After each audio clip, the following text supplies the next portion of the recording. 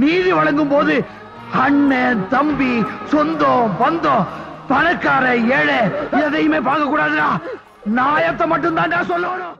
அனைவருக்கும் வணக்கம். சென்னை மாநகராட்சியை தனியாருக்கு தாரை வார்க்காதே, சரியான ஊதியம் கொடு, ஓய்வூதியம் கொடு உள்ளிட்ட பல்வேறு கோரிக்கைகளை வைத்து போராடிய தூய்மை பணியாளருடைய போராட்டத்தை எப்படியோ நசிக்காச்சு. இனிமேல் போராட மாட்டாங்க. மறுநாளே தூய்மை பணியாளர்கள் தமிழ்நாடு முதலமைச்சர் ஸ்டாலினுக்கு நன்றி சொல்லிட்டாங்க. தூய்மை பணியாளர்களுக்கு ஆரம்ப கோரிக்கைகளை நிறைவேற்றிருக்காரு. காலை உணவு கொடுத்துருக்காரு, மருத்துவ காப்பீடு கொடுத்துருக்காரு, தூய்மை பணியாளருடைய குடும்பத்திற்கு உதவித்தொகை கொடுக்க போறாரு, தூய்மை பணியாளருக்கு நிறைய நலத்திட்டங்களை செய்ய போறாருன்னு சொல்லி திமுகவுடைய வாடகை வாய்கள் உருட்டி கொண்டிருந்தது. இப்பொழுது அவர்களுக்கும் எங்களுக்கும் சம்பந்தம் கிடையாது, எங்களுடைய போராட்டம் தொடரும் என்று தூய்மை பணியாளர் உண்மையான இந்த 13 நாட்கள் போராடிய தூய்மை பணியாளர்கள் அறிவிச்சிருக்காங்க. அவங்க மட்டும் இல்லை, தமிழ்நாடு முழுமைக்கும் இருக்கக்கூடிய தூய்மை பணியாளர்களை எல்லாத்தையும் ஆர்கனைஸ் பண்ணிக்கிட்டு இருக்காங்க.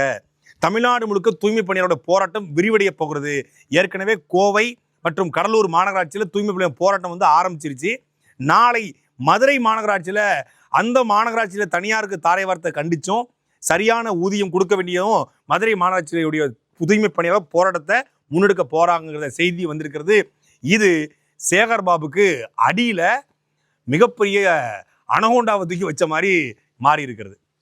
சென்னை மாநகராட்சியுடைய போராட்டத்தை முடக்குவதற்கு சேகர்பாபு காரை எடுத்துட்டு போனார். மதுரைக்கு சேகர்பாபு கார் எடுத்துட்டு போவாரா? மதுரையிலையும் போய் நிற்பாரா?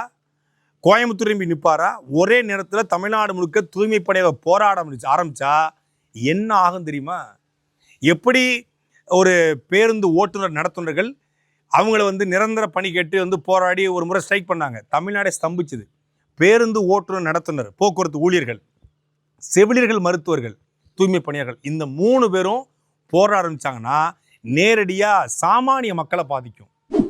ஒரு செவிலியர் போராடுறாங்க, ஒரு மருத்துவர் போராடுறாங்க, திடீர்னு ஒரு ஹார்ட் பேஷண்ட் வருவான், இறந்து போயிடுவான். திடீர்னு ஒருத்தன் ஸ்ட்ரோக்கில் வருவான், இறந்து போயிடுவான். அப்போ தான் அது மக்கள்கிட்ட அரசு எதிரொலிக்கும்.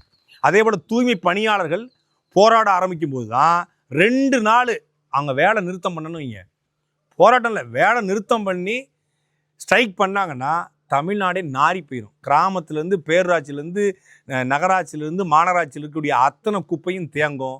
மக்கள் நேரடியாக அவதிப்படுவான். அப்போ தான் இந்த அரசுக்கு தலைவலி உருவாகும். அது வரைக்கும் இந்த அரசு அவங்கள ஏறிட்டு கூட பார்க்காது. ஏன்னா அவன் கேட்கறது என்ன, இவங்க கொடுக்கறது என்ன? அவன் தனியாருக்கு தாரவா இருக்காதுன்றான். இவங்க தனியாருக்கு கொடுத்ததான். நாங்கள் உங்களுக்கு சோறு போடுறோம் காலையில். நீ என்ன காலையில் டெய்லி திண்டுக்கல் பொன்றா பிரியாணி போட்டுருவியா? சுட சுட அருமையான சாப்பாடு போட்டுருவியா? என்ன போடுவேன்? கிச்சடியை போடுவேன், இல்லை இதை போடுவேன், ரவாயை உப்புமாவை போடுவேன், ஒரு நாள் இட்லியை போடுவேன். எத்தனை நாள் போட்டுருவேன்?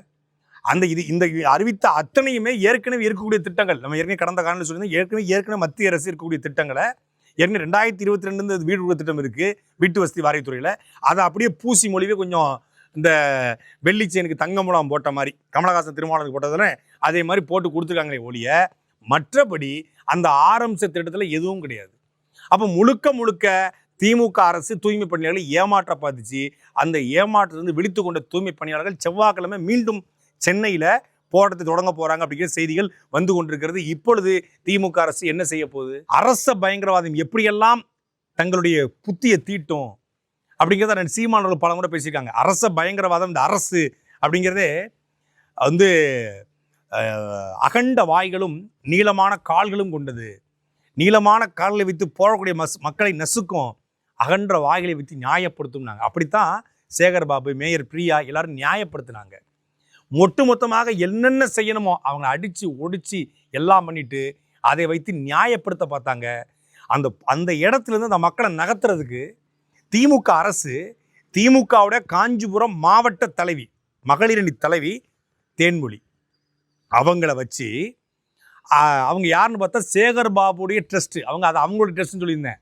சேகர்பாபுடைய ட்ரஸ்ட்டு, தனம் சேரிட்டபிள் ட்ரஸ்ட் அப்படிங்கிற சேகர்பாபுடைய ட்ரஸ்ட்டில் பணி செய்யக்கூடிய நபர், திமுகவுடைய உறுப்பினர், பொறுப்பாளர் அந்த தேன்மொழி. அவங்கள வச்சு ஒரு பொதுநல வழக்க போடுறாங்க. உயர்நீதிமன்றத்தில் பொதுநல வழக்க போட்டு உயர்நீதிமன்றம் அவங்கள காலி பண்ண சொல்லி காலி பண்ண வச்சது பின்னணியில் பார்த்தா முழுக்க சேகர்பாபு. சேகர்பாபுக்கு எந்த கேவலமான வேலை? என் நீதிமன்றம் சொல்லிச்சுங்க, நீதிமன்றத்தை கேளுங்க. நீதிமன்றத்தை மீறிட்டா கண்டெம்ட் ஆஃப் தி கோர்ட் ஆயிரும், நீதிமன்றம் அவமதிப்பாயிரும். நீதிமன்றமே சொன்ன பிறகு எப்படி போராடலாம்? போராடுறதுக்கும் கொடுக்கப்பட்ட இடத்துல போராட வேண்டியதானு திமுக அத்தனை பேரும் உருட்டினான். கடைசியில் பார்த்தா அவங்க அந்த இடத்துல அகற்ற வச்சதே சேகர்பாபுடைய ஆட்கள் தான். அப்படிங்கும்போது உண்மையான தூய்மை பணியாளருக்கு எவ்வளோ வலி இருக்கும், எவ்வளோ வேதனை இருக்கும். இந்த மக்கள் ஓட்டு போட்டு தான் சேகர்பாபை தேர்ந்தெடுத்தாங்க. இந்த மக்கள் ஓட்டு போட்டு தான் திமுக அரசையும் தேர்ந்தெடுத்தாங்க. சேகர்பாபுக்கு பின்னணியில் பக்கபலமாக நின்றது அந்த மக்கள் தான். அந்த மக்களையே அந்த மக்கள்கிட்ட வாங்கின வாக்கை வச்சே ஒருத்தன் நசுக்கிறான்னா அதிகாரத்துக்கு அவன் தான் வர வைக்கிறான். அதிகாரத்துக்கு வந்த பிறகு யார் தனக்கு வாக்கு செலுத்தினாங்களோ, யார் தனக்கு பக்கபலமாக பின்பலம் நின்னாலோ அவங்களையே ஒருத்தன் அடக்குறான்னா அவன் எவ்வளோ பெரிய அயோக்கிய பேடா இருப்பான். அப்போ அந்த மக்களுடைய பார்வையில், டேய் நான் தாண்டா உனக்கு ஓட்டு போட்டேன், நான் தாண்டா உன் கூடவே கிடந்தேன், உனக்கு வம்பு தும்பு, உனக்கு பிரச்சனை, உனக்கு அடிதடி எல்லாத்துக்கும் நாங்கள் வந்து நின்னமே, உனக்கு யார் என்ன செஞ்சாலும், உனக்கு யார் என்ன பேசினாலும் அவன் வீட்டில் போய் நாங்கள் நின்னமே, நீ சேகர்பாபா தொட்டா அவன் செத்தாண்டாங்க நிலைமையில் நான் வச்சிருந்தோமே, வடசென்னை சேகர்பாபோட கோட்டையை மாற்றி வச்சிருந்தோமே, அப்போ நீயே எங்களை நசுக்கிறியே, நீ யாரப்போ அப்படிங்கிற கேள்வி இந்த மக்கள் மனசில் வருமா வராதா? தமிழ்நாட்டை தமிழர் ஆள வேண்டும் சீமானவர்கள் சொல்ல போது எல்லாரும் குதிச்சா வானத்துக்கு பூமிக்கும்.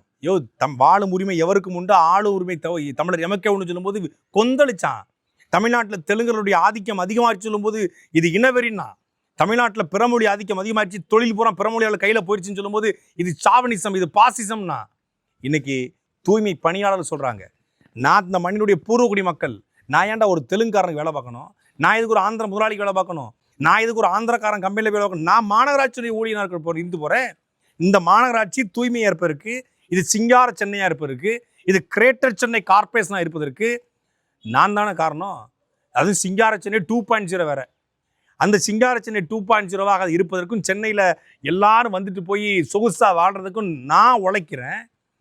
ஆனால் நீ என்னையை தூக்கி அப்புறப்படுத்தி ஆந்திரக்காரனுக்கு அடிமையாக பார்க்குவா. இது என்ன திட்டம்? ஆந்திர முதலாளிகிட்ட கொடுத்தாச்சு. ஆந்திர முதலாளி வேலைக்கு இவங்களை வைக்கணும்னு ஏதாவது அக்ரிமெண்ட் இருக்கா, இல்லை ஏதாவது ஒப்பந்தம் போட்டிருக்கா? இல்லை. அவன் யாருன்னு வச்சுக்கலாம். இன்னைக்கு இவங்களை வைக்கிறாங்க, இவங்க இல்லை வடநாட்டுக்காரனை இறக்குவான்.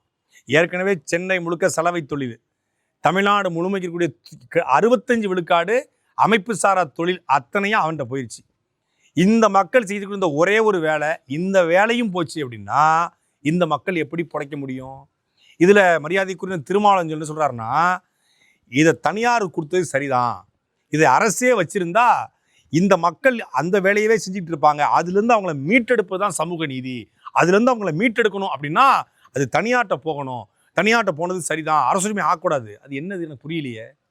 தனியார்ட்ட போனால் அவங்க வந்து இந்த வேலையை செய்ய மாட்டாங்க, அரசாங்கம் இருந்தால் தான் அந்த வேலையை செஞ்சுட்டு இருப்பாங்கன்னு யார் சொன்னது? அரசாங்கம் அந்த வேலையை கொடுத்து அதிகபட்ச சம்பளத்தை கொடுக்கும்போது இந்த சாதி மட்டும் இல்லை, எந்த சாதியும் இந்த வேலை செய்யும். நீங்கள் 50,000 சம்பளம் கொடுத்து பாருங்க, தமிழ்நாடு கூட அத்தனை சாதியும் அந்த அந்த அந்த எல்லா தொழிலில் பண்ணுவாங்க. அவன் வீட்டு குப்பையை ஆள்றதுக்கு, அவன் தெரு குப்பையை ஆள்றதுக்கு இல்லைன்னா சாதி கிடக்கு. ஏன் வெளிநாடு முழுக்க இருக்கக்கூடிய சேவஞ்சஸ் எல்லாம் ஒரே சாதி தானா? வெளிநாட்டுக்கு போன தமிழர்கள் ஒவ்வொரு ஊரில் இருக்கக்கூடிய சூப்பர் மார்க்கெட்டு, பெரிய பெரிய நிறுவனங்களில் சேவஞ்சஸா தூய்மை பணி செய்கிறாங்க. அவங்களாம் ஒரு சாதியா? மலேசியா சிங்கப்பூரில் தமிழர்கள் சேவஞ்சஸா இல்லையா? அரபு நாடுகளில் சேவஞ்சஸா இல்லையா? ஐரோப்பிய நாடுகள் தமிழர்கள் சேவஞ்சஸா இல்லையா? சம்பளம் அதிகமாக கொடுத்தா யாரும் அந்த வேலையை செய்வாங்க. அப்போ சம்பளத்தை உயர்த்து, அதான் சொல்கிறான். நீ சம்பளத்தை குறைவாக கொடுக்கும்போது தான் இந்த சமூக மக்கள் மட்டுமே செய்ய வேண்டிய நிலைமை ஏற்படுது, வேற யாரும் செய்ய மாட்டான்னு. சம்பளத்தை உயர்த்து எல்லாரும் வருவான் அந்த வேலையை தேடி. இன்னைக்கு முடிவெற்ற தொழில், அன்னைக்கு ஊரில் 5 ரூபாய்க்கு நெல்லுக்கு அரிசிக்கு வெட்டிக்கிட்டு இருந்தாங்க, ஒரு சமூகம் பண்ணிச்சு. இன்னைக்கு கிரிண்டன்ஸு, நேச்சுரல்ஸு, டோனி கை எல்லாம் ஒரு சமூகம் பண்ணுதா? நவீனப்படுத்தப்பட்டுச்சு. 500 ரூபா ஒரு முடிவெட்டுக்கு, 1000 ரூபா ஒரு முடிவெட்டுக்குன்னா எல்லாரும் தொழில் இறங்கிட்டான். 6 மாதம் கோர்ஸ், காஸ்மெட்டிக் கோர்ஸ் பண்ணுறான், போய் நிற்கிறான். எல்லா சமூகமும் வெளிப்படையாக சொன்னால் இடைநிலை சமூகங்களும் உயர்ந்த சமூகம் எஃப்சி, ஓசி, பிசி, கிசி எல்லாம் போய் வெட்டுது. எல்லாம் போய் வெட்டுது இல்லை, எல்லாம் உள்ள உட்காந்து வெட்டிக்கிட்டு இருக்கான். ஒரு குறிப்பிட்ட சமூகம் செய்யலை. அதே போல் எல்லா தொழிலும் எல்லாரும் பண்ணணும்னா வருமானம் அதிகமாகணும். அப்படி இந்த தொழிலையும் அரசு வேலையா ஆக்கி அதில் நீங்கள் 30,000 ரூபா குறைந்த சம்பளம் அப்படின்னு கொடுத்து தகுதி அடிப்படையில் வந்து அடுத்தடுத்த சம்பளத்தை கொடுத்தீங்கன்னா எல்லாரும் வருவாங்க. இது ஒரு சாதி செய்கிற தொழில் என்பது ஒழிக்கப்படும். அது சரியாக இருக்குமா? இங்கே தனியார்ட்ட கொடுத்தா மட்டும்தான் அவங்க வேலைக்கு போக மாட்டாங்க. வேலைக்கு போகாமல் இருந்தால் தான் அங்கே வந்து சமூக நீதி பிறக்கும், சாதி ஒழிப்பு நடக்கும், இந்த சமூகமே இந்த வேலையை செய்து நடக்கும். இந்த வேலையை பிடிக்கி தனியார்ட்ட கொடுப்பதற்கு தினுசா ஒரு முட்டு கொடுக்குறாரு திருமாவளவன். என்னதான் நீங்கள் நாடகம் நடத்தினாலும், ஸ்கிரிப்ட் போட்டு எழுதி கொடுத்தாலும், முதலமைச்சருக்கு நன்றி சொல்ல வச்சு 4 பேரை பேச வச்சாலும் உண்மையான போராட்டத்தை முடக்க முடியாது. நெருப்பை குப்பையை போட்டு மூட முடியாது. மக்களுக்கு போராட்ட உணர்வு வந்துவிட்டால் அவங்க பறக்கும் ஹெலிகாப்டரையும் கல்லை கொண்டு வீழ்த்துவார்கள் அப்படின்னு சொல்லி சொன்னாங்க இல்லையா? அதுபோல இந்த மக்கள் தங்களுடைய உரிமைக்காக போராடுற போராட்டத்தை உங்களால மூட முடியாது.